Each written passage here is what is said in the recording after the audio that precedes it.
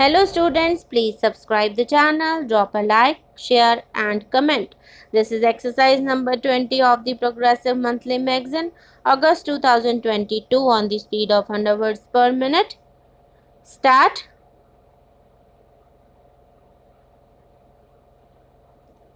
Writ petition number 76 of 2016 was filed for declaring right to sexuality, right to sexual autonomy, and right to choice of a sexual partner to be part of the right to life guaranteed under Article 21 of the Constitution of India, and further to declare Section 377 of the Indian Penal Code to be unconstitutional.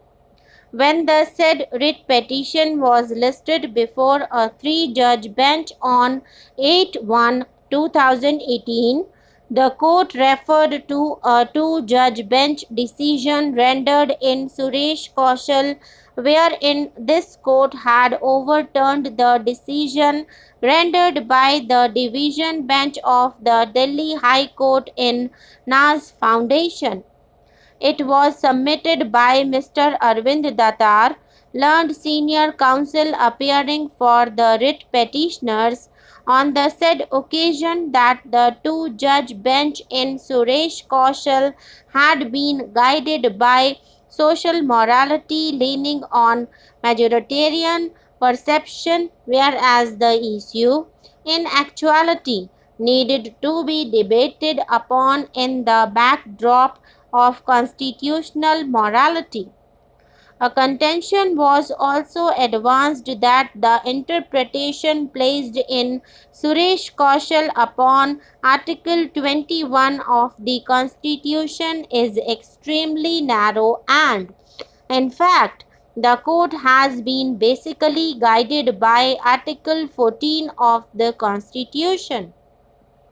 Reliance was placed on the pronouncement in Nalsa case, wherein this court had emphasized on gender identity and sexual orientation.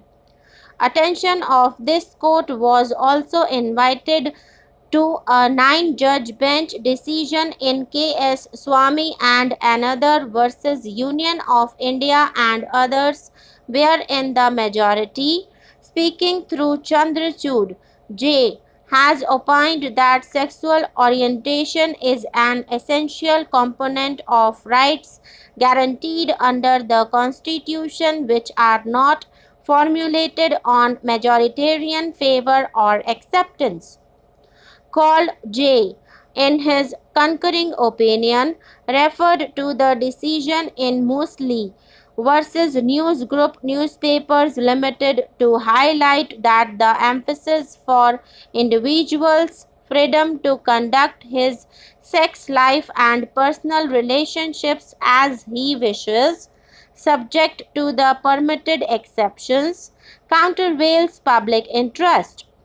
The further submission that was advanced by Mr. Datar was that privacy of the individual having been put on such a high pedestal and sexual orientation having been emphasized in the Nalsa case, Section 377 IPC cannot be construed as a reasonable restriction as that would have the potentiality to destroy the individual autonomy and sexual orientation. It is an accepted principle of interpretation that a provision does not become unconstitutional merely because of abuse. Appreciating the said submissions, the three-judge bench stated that certain other aspects need to be noted. Section 377 IPC uses the phraseology carnal intercourse against the order of nature. The determination of order of nature is not a constant phenomenon. Social morality also changes from age to age. The law copes with life and accordingly change takes place. the morality that public perceives, the Constitution may not conceive of. The individual autonomy and also individual orientation cannot be changed unless the restriction is regarded as reasonable to yield to the morality of the Constitution. What is natural to one may not be natural to the other, but the said natural orientation and choice cannot be allowed to cross the boundaries of law, and as the confines of law cannot temper or curtail the inherent right embedded in an individual under Article 21 of the Constitution. A section of people or individuals who exercise their choices should never remain in a state of fear. When we say so, we may not be understood to have stated that there should not be fear of law, because fear of law builds civilized society, but that law must have the acceptability of the constitutional parameters. That is the litmus test. It is necessary to note in the course of hearing on a query being made, and Mr. Datar very fairly stated that he does not intend to challenge that part of section 377 which relates to carnal intercourse with animals, and that apart he confines to consenting acts between two adults. As far as the first aspect is concerned, that is absolutely beyond debate. As far as the second aspect is concerned, that needs to be debated. The consent between two adults has to be the primary precondition. Otherwise, the children would become prey, and protection of the children in all spheres has to be guarded and protected.